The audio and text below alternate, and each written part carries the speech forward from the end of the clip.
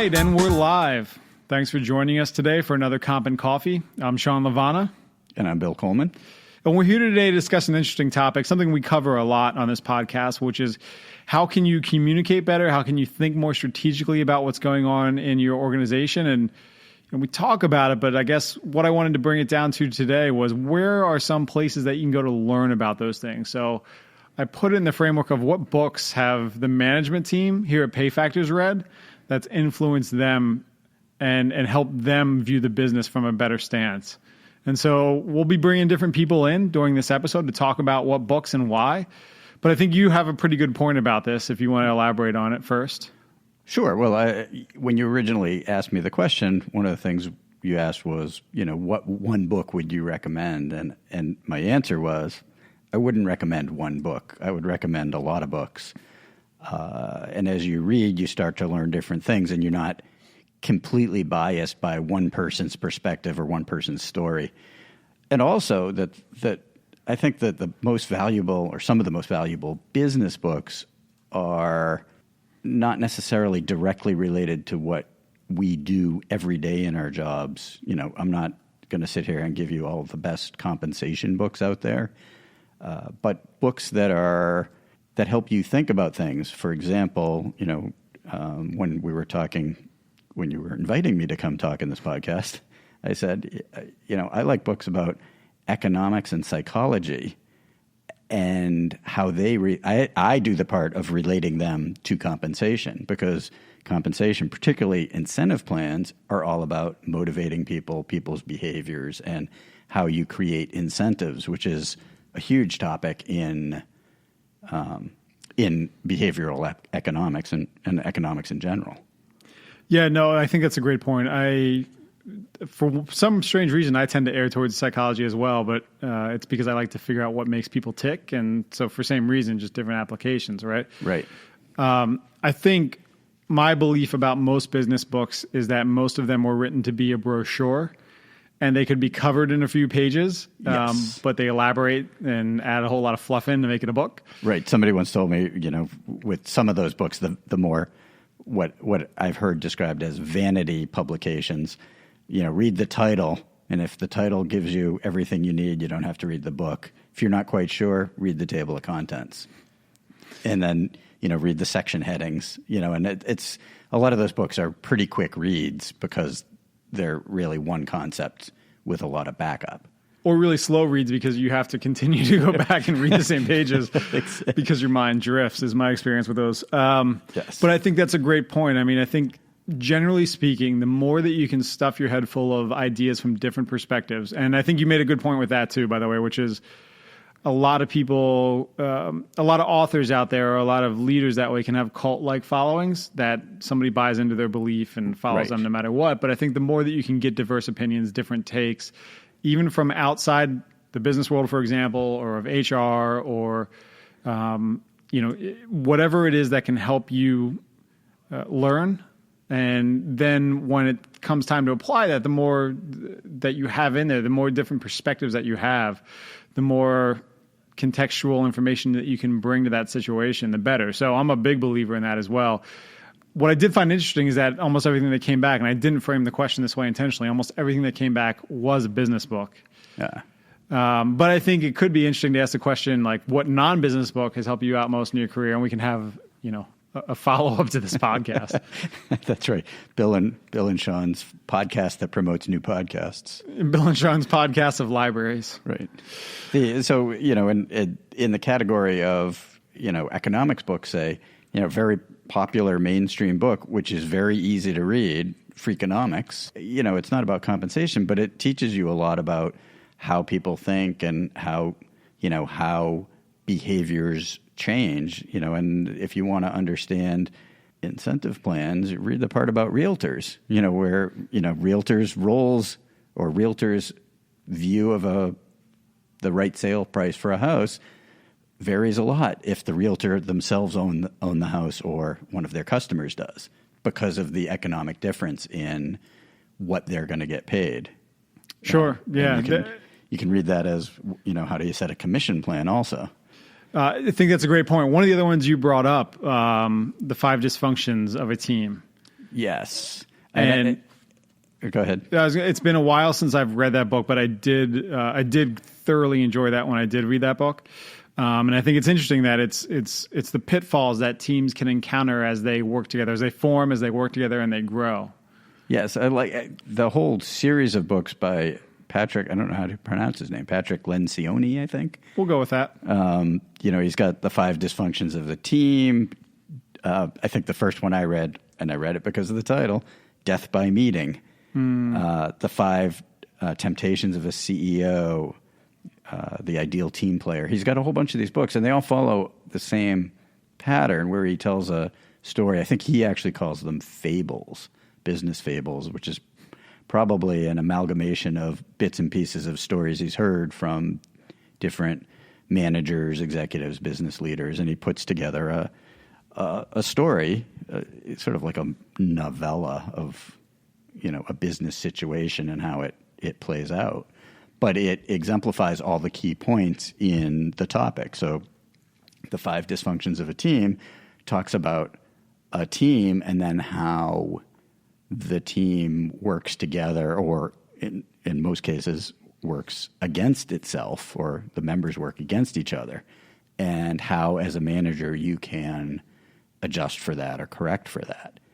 And so it's a good way, you read the story, it's a good way to learn about teamwork and how teams function. And then at the end of his books, he has a little primer on the summary of the key facts, the key takeaways. So you don't have to take notes. You don't have to think too deeply about it. He does it for you and leaves you with the takeaways that you want, which helps you convert the fable into action in your office. Yeah, memory serving that it was a book about a woman who just had taken over the CEO roles of a company, right? This sounds familiar. It was a longer time for me than you, I We'll suspect. go with that, and somebody can correct us if we're wrong. And it's, they have a bunch of decisions to make. They have to come together quickly as a team. They have to understand what role each plays. I think the woman in the role that's the CEO is she identifies these things as they go along, right? Memory serving. Right, but she's not sure what to do about them. Right, and they have like this big dramatic issue that they're confronting. They have all-site meetings, and they start to come together. I think the more important part of this is memory serving again. It's been a while. She gives them a common set of ways to describe what's going on, that as they become more aware of it, they can point that out and talk about it among a team, which I think is pretty important. Right, to have common language and common terms, common, I don't know. Ways to describe those 5 dysfunctions. Right. Right, which, one of them I remember, fear conflict, right? So everybody can relate to these once you read them. Right. So there's somebody in a meeting or on your team or in your company, whatever way you want to view it, that is not going to want to address an issue because they just don't want to get involved in the conflict of it. And so how do you, the question becomes, how do you cater to that? How do you bring that out and have it be functional? Right. How do you get past that? Right. Exactly. And either, and it can be, how do you overcome the fear of conflict? It could also be, how do you resolve the problem without conflict? Yes. And I think the books are fairly easy to read, pretty simple concepts, but totally on point, and things that happen in many, many, many work environments. So they're good to read and good to employ and adapt to your situation, your company, your office, your department, your group, yourself, and how you relate to the characters in the book or in the books, because there are several of them.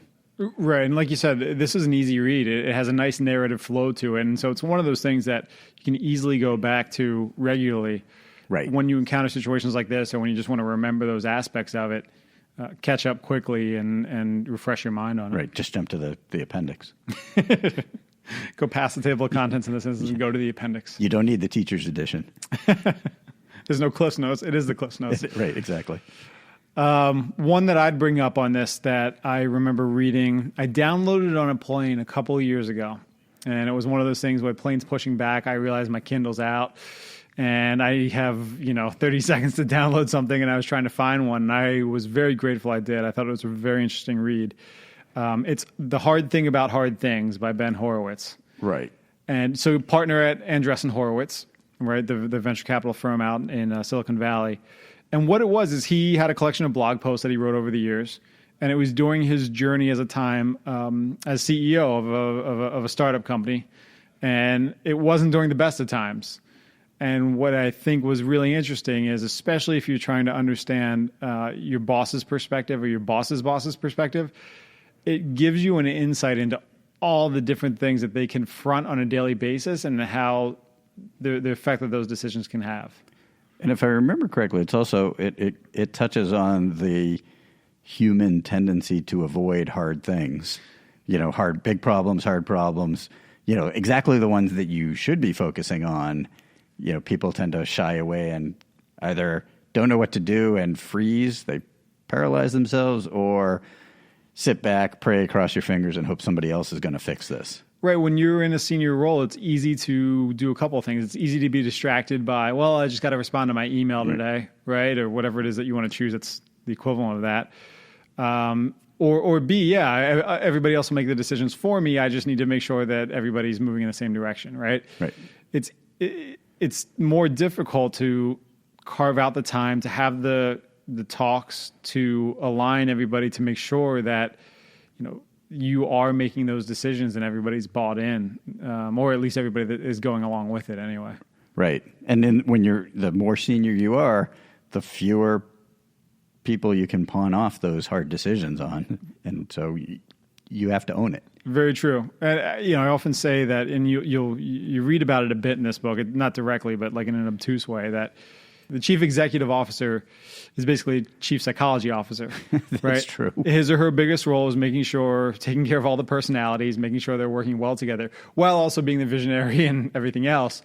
But you see that come to play in here, especially when he talks about different people on his sales team, the relationships that he has there, the product team. They focus a lot on that. Right.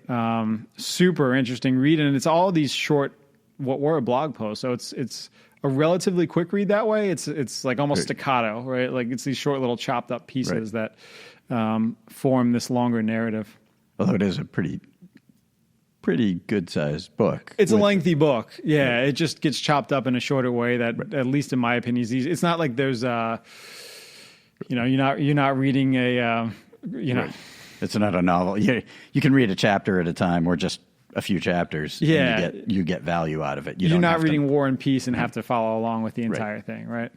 But I found it fascinating for that reason. It's a great way to get inside the head of a CEO. This was written during a startup, you call it the scaling years, but it was just difficult years. But I think regardless of size of business, this is what C-level people face every day. Right. And there's certain times where the business isn't doing well that he faces really tough decisions and what he has to do about those. I think he has the term for it, the struggle, right? Which is that's what you should be in. That's that I think a lot of CEOs especially would relate to, at least the ones that I've talked to. But great way to get inside the mind of your boss, your boss's boss, the C-levels at your organization, and just from the sense of what are they confronted with and how are they making those decisions every day? And then, to bring it back, what is the information that you can help them with that'll help make those decisions better and help to improve communications? Yes. And the role of compensation HR within an organization is often to help the executives figure these things out, help them confront problems, help them identify problems. And so understanding what they're thinking, what pressures are on them, by seeing it in the context of these stories by Horowitz from his blog posts will help you understand what's going on in situations where you're not necessarily involved. Yeah, exactly. When those decisions are made, helping to provide maybe some context and support and direction. Another one that I'm gonna bring an old school one out here, and this comes with we were just talking about somebody on our team that doesn't know who the Beastie Boys are, which Unheard of. If that didn't do it for me in terms of making me feel old for today, this will. So this is an older one, 1984 book, which I think one of the things... I bet I know what it is. Is it 1984? No, that's a good but scary book for this podcast. No, I think one of I guess I'll put it this way. I think it's often thought that the more modern, the more recent books are better. For whatever reason. I don't think that's the case. No, I got a few of those old ones, the Dale Carnegie, How to Win Friends and Influence People. Another great classic. Yeah, right. Those things have been, they knew back then, right? Right. And I think this is another good example. What I will say is that, and the book is The Goal by Elihu Goldratt. Right. For the record, I was right. I thought that's the one you were going to mention. Credit where it's due.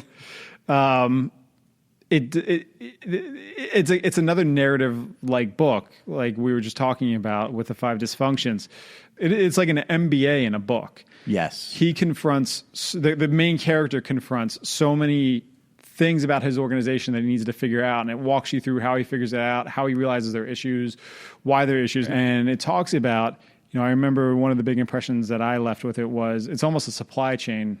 Right, when you talk about the MBA in a book, it's focused on the supply chain, bottlenecks, theory of constraints, right, things that I would learn. Just in time, and it hits on all of those things before they were known or talked before about. Before Toyota made them cool, before they had names, right? Yeah, exactly, right. It's and so I think when I got my undergrad degree and my MBA, I do remember thinking that supply chain ties a lot of it together.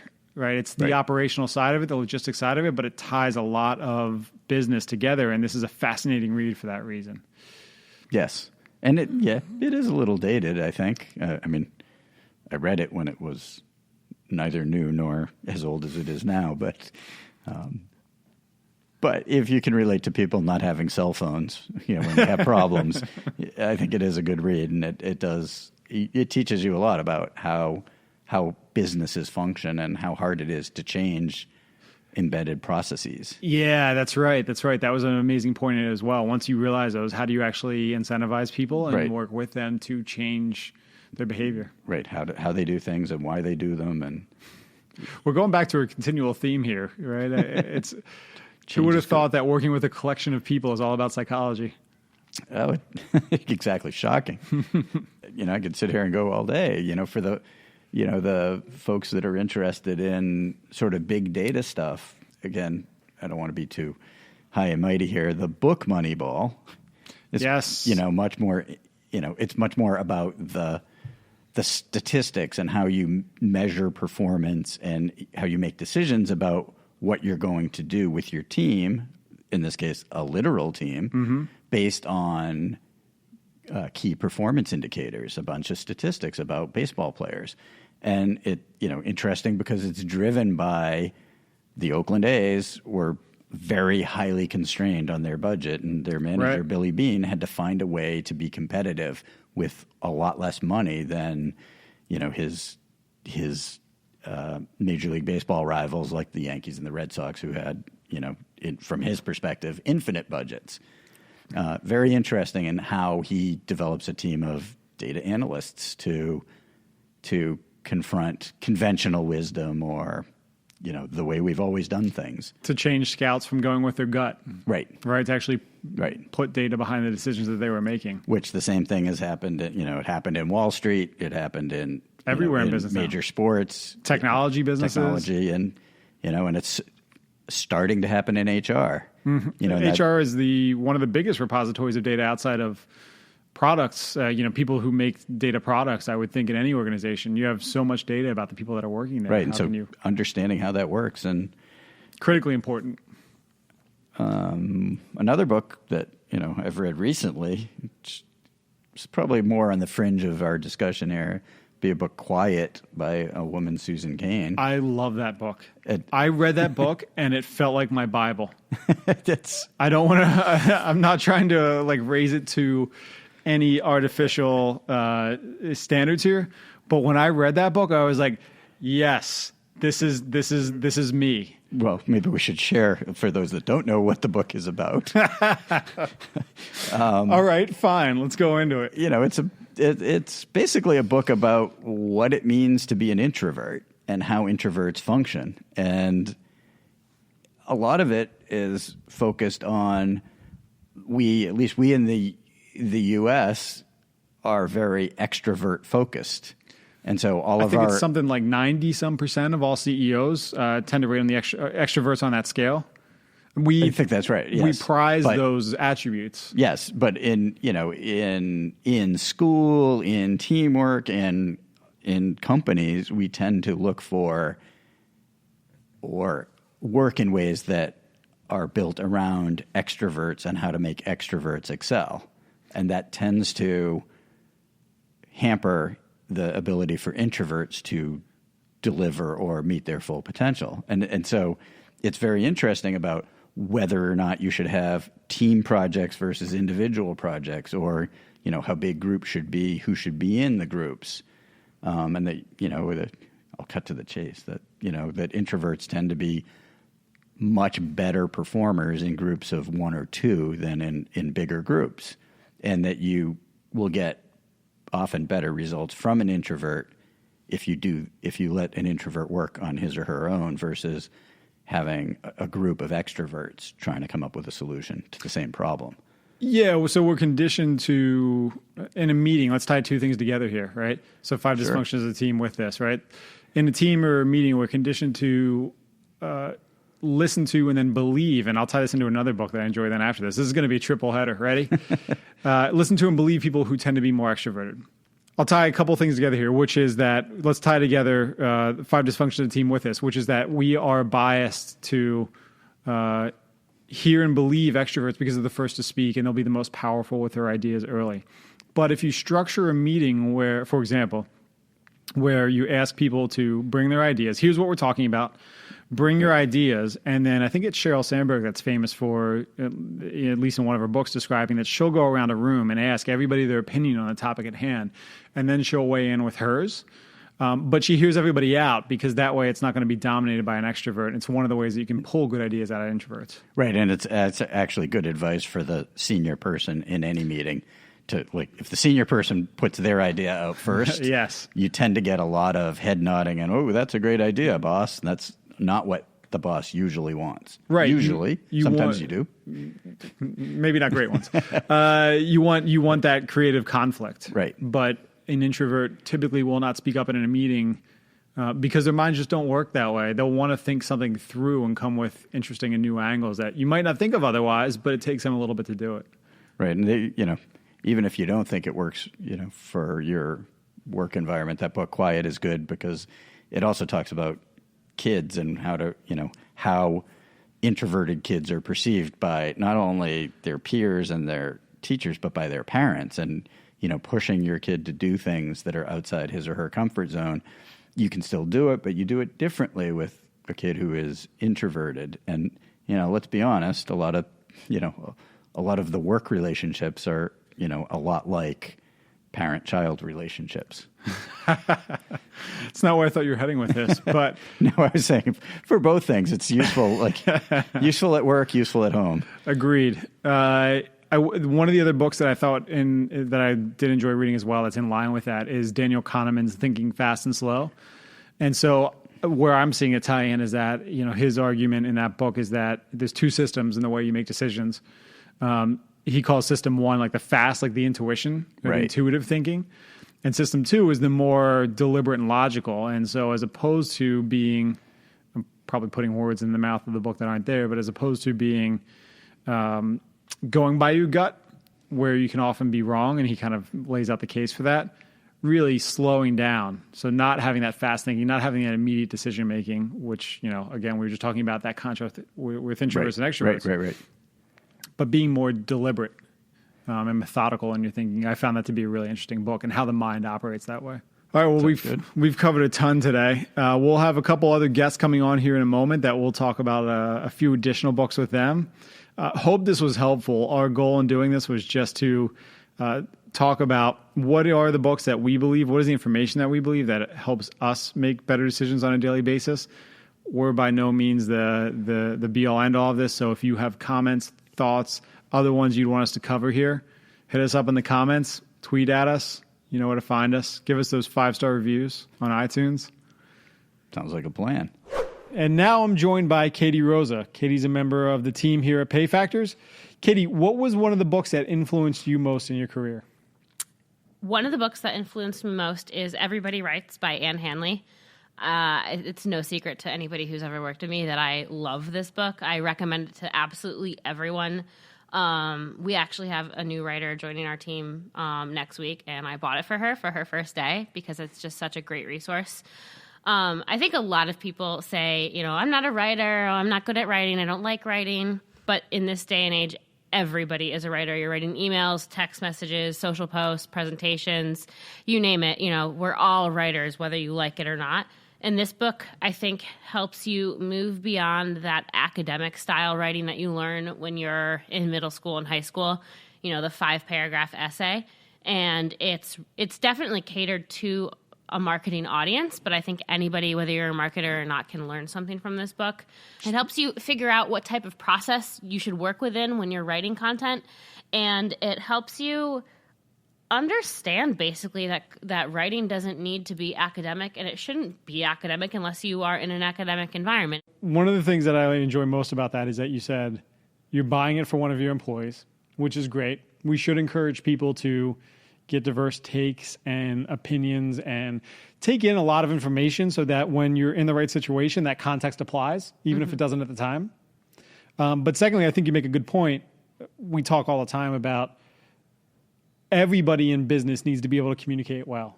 It shouldn't just be marketers. It shouldn't just be your PR team. It shouldn't just be your internal comms team, right? Everybody in business needs to communicate well, because if you don't do that, you can be doing the best thing in the world. You can be the best compensation analyst in the world. And if nobody knows what you're doing and why you're doing it and why it's a good thing, and why are you doing it? Then what's the point? Yeah, and I think that this book really helps you figure out the best way to get your point across, how to write in a more succinct way. I think a lot of people are really superfluous. Did I just pronounce that incorrectly? I did, didn't I?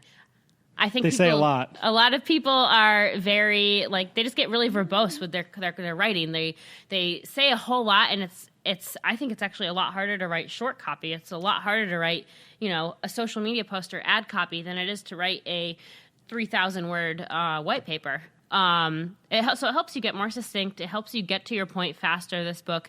And it also helps you, I think, just reframe the whole world of writing. Writing isn't just for people who, aspire to be the next Hemingway and want to sit down in their writer's study and, handwrite the next great American novel for the next 5 years. And this helps you kind of just reframe how you think about writing, that it's not just for artistic people who are going to be the next American novelist. It's me, you, everybody who's listening today is a writer, and you can become a better writer just like anything else through practice. And even Hemingway was known for keeping things short. True. Almost novellas, right? They were very shorter stories compared to Steinbeck, for example. Yeah, very good point. And you know what? Every great writer has had they treat it as a habit. They treat writing as a habit. They do it every day. And whether you sit down and say, okay, whether you sit down in your writer's study with your cigar and glass of whiskey next to you at night, type of thing. Sounds or fantastic. You're sitting down in the morning and writing an email. We're all writing every day. And if you can just make it a habit, you can get better at it. Now, how does one go about getting this writer's study, whiskey and cigar? I think they just email Sean Levana and No, I think those are great points. I think communication across all aspects of business is extremely important, but we're getting inundated by more sources of noise than we ever have before through all the social media, through the Slack and messenger applications that we have at work and at home and MMS and everything else now, where people expect us to be very responsive. And they expect us to communicate all the time, and that just gets overwhelming. So when you do communicate something that matters, it is a huge challenge to try to say it as succinctly but meaningfully as possible. One of the practices that I heard years ago, and I don't know that I would do this all the time, but I think it's an interesting exercise if you do find yourself writing more verbosely, is go every 5 words and try to delete a word. Every 5 words that you write, try to knock one out. Absolutely. And I can't tell you, as someone who edits a lot of copy, how often I just read other people's work, and it's verbose and lengthy for no reason other than I think because you're conditioned as a kid to write that way. You know, like you're prepping for the SATs or your final in your English class, and it needs to be filled with a bunch of words that nobody uses. Most people don't understand. You know, like the average reader in the U.S. has a 6th to 8th grade reading level, and you need to be writing for that. And at best, USA Today aims for 5th grade. Yeah, so I mean, in journalism, that was what we were always taught was not a high school degree. Right, simplify as simple it. as possible, and people just think the opposite way. Like I can't tell you how much it drives me nuts when someone writes an email, like to me, like me emailing you, Sean. I talk to you all the time, and my email, other people's emails will come across, and someone I talk to all the time, and their emails will come across like, dear sir, madam, like, can we convene on the, what it's like. Are you saying you want to meet with me? Like, just ask me, like people think their emails need to be like these formal memos, and just write like you'd talk, write like you'd Slack or GChat somebody. Yeah, I think that's great advice. Get to the point. Yeah. And keep it casual, within reason. Yeah, obviously within reason, but that's that's why I love this book, and I recommend it to writers and non-writers alike. And I think I should probably be getting royalties for this book at this point. I recommend it to so many people. All right, well, thanks for coming on today and sharing that. Thanks for having me. Today I'm joined by John Sutliff. John is a general manager here at PayFactors, and he had a great book that he recommended. It was The Ideal Team Player by Patrick Lencioni. John, welcome. Thanks, Sean. Beyond my general manager responsibilities here at PayFactors, I'm also the CKO, Chief CKO. Yes, Chief Karaoke Officer. So looking forward to joining the team and bringing some karaoke fun to the organization. And likewise, as one of the employees here, looking forward to karaokeing a lot. But this is a great lead off into why you recommended the book you recommended, because it's all about hiring people looking for specific traits and hiring them for a culture fit. Absolutely. Culture fit is important. And I would, in my, multiple years of experience, I've seen organizations, really fly super high when the culture is solid. Tough to quantify chemistry, but you can feel it when it's working on your behalf. And oftentimes, some of those organizations that are really strong from a hiring perspective with culture, can move the needle in many business KPI performance indicators. Yeah, we don't really cover this book in this podcast, but I believe it was Good to Great that said get the right people on the bus in the right spots. You got it. Effectively that. Absolutely. Right. So, yes, the people. What we were talking about the other day is in the book by Pat Lencioni, The Ideal Team Player. It was a fable similar to what he's done in the past with 5 dysfunctions of a team. Spelled out in a very narrative way, so it's interesting to read. Yeah, exactly. Right. Very, it's kind of, it's sort of fiction, but built in with some real life examples, which is really cool. And he's done some great books. I've read The Advantage, Ideal Team Player, 5 dysfunctions of a family, 5 dysfunctions of 6 of one, half dozen. Yeah, right. Exactly. It happens across the board. But what was really cool about the Ideal Team Player is it really, as a leader and as a manager, I've always found that hiring for culture is a really, really big indicator of success. And some of the things that I took away from that book were all about sort of competencies, traits, the way people present themselves in, during the interview process is somewhat indicative of, how organizations look to hire, and are they hiring for the values that have been presented, that have been rolled out across the organization? Does this potential candidate have those kind of core values that are fundamental to the success of the business? So when Lencioni, talked about this whole concept of being hungry, humble, and smart, those are the things he covers that he would look for, or that he advocates looking for. Absolutely. So, like, when you talk about hunger, like the biggest thing that comes out of that saying is it's all about sort of passion and that sort of fuel fuel from within that helps people kind of create their way and create their path, right? I can be the greatest manager in the world. I'm not going to help people get out of bed each morning, right? So fundamentally, they have to have that sort of passion and things of that nature, right? So that was sort of that hunger from within.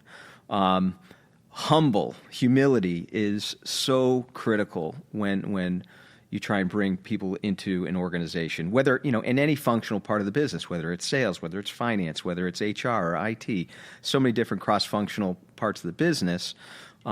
Having a healthy ego is important, but people need to have a little bit of sense of humility when they come into an organization.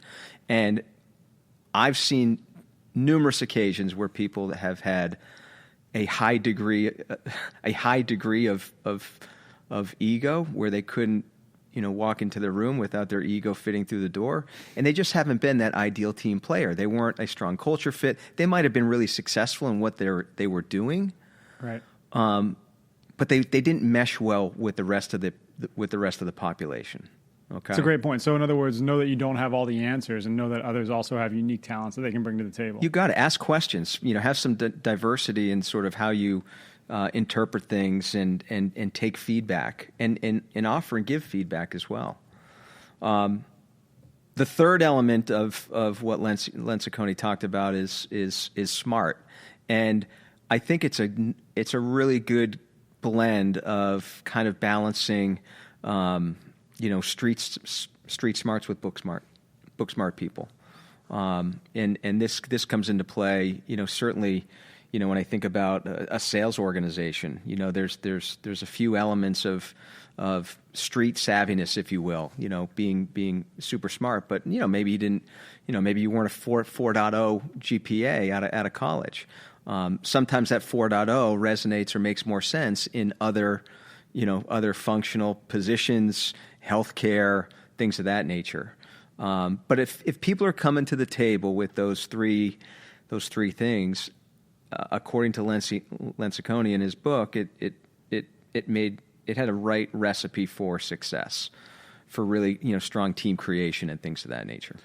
So great point overall about, and I think it's a huge thing too. I never look at somebody's GPA, but I know that I've worked for and have heard of other companies who that's a huge thing. They'll look for certain schools, certain GPAs, which is a great way to get groupthink and filter out people who might not have had the exact same background that you had, right? So you want that diversity. You want people that have been through struggle in life that are motivated to make a change, for example, right? Or somebody that might not have been great in an academic sense, but really has a strong amount of street smarts and might be a great salesperson, for example, for that reason. Right. All around, a diverse set of experiences go a long way. And so what I'm curious about on the front end of this, right? So this is when we're talking about how to interview somebody, how to figure out if they're the right culture fit. And I think where this overlaps with compensation in a big way is how are we putting those same traits out there in job descriptions?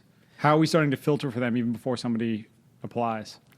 Yeah, that is, it's really interesting you bring job descriptions to the mix, because job descriptions, in my understanding and in my experiences, have been very generic. There hasn't been a lot of change, or I'll call it revolution, in terms of how job descriptions are adopted, understood, communicated, and presented in a forward outreach kind of perspective.